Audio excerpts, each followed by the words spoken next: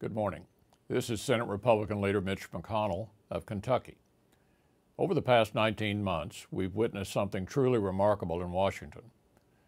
We've seen a governing party basically tune out the American people who elected them and aggressively advance an agenda that most Americans vehemently opposed.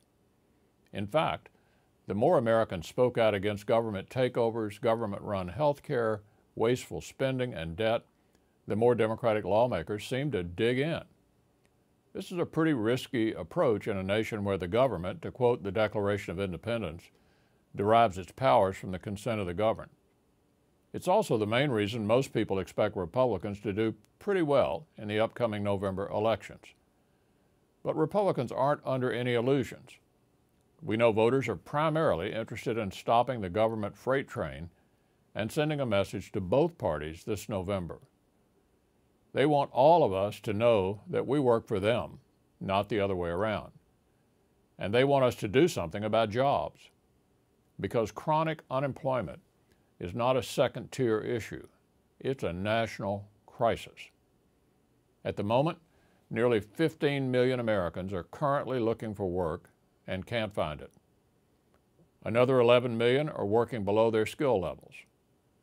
Yet virtually every single piece of major legislation Democrat leaders in Washington have proposed over the past 19 months has made it either harder for businesses to hire new workers or retain the workers they already have. And now they want to make it even worse.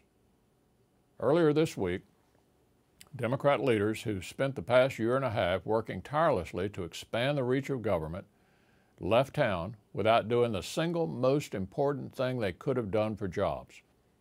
Too preoccupied enacting the rest of their agenda, they neglected to pass or even propose legislation that would prevent one of the largest tax hikes in history. As a result, at the stroke of midnight on December the 31st, every American who pays income taxes is set to get a tax hike that Democrats have had 2 years to prevent. The lowest income taxpayers will see a 50% increase in their federal income tax rate on their first $8,000 of income. Middle-class Americans will get hit hard at the worst possible time. Parents will see the child tax credit they've enjoyed for nearly a decade cut in half. Many young people with college degrees will see the deduction they get on their loan interest vanish.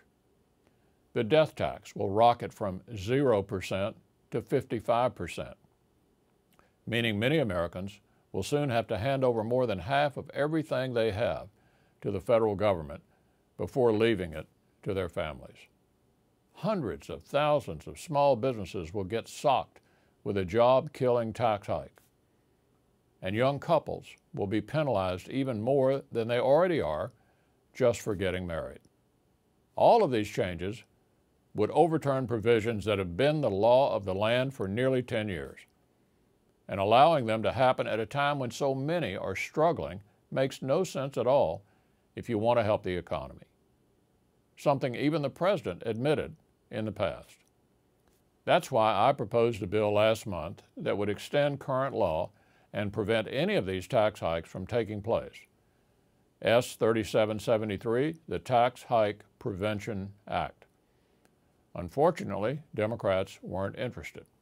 In the final days of the session, they had other priorities.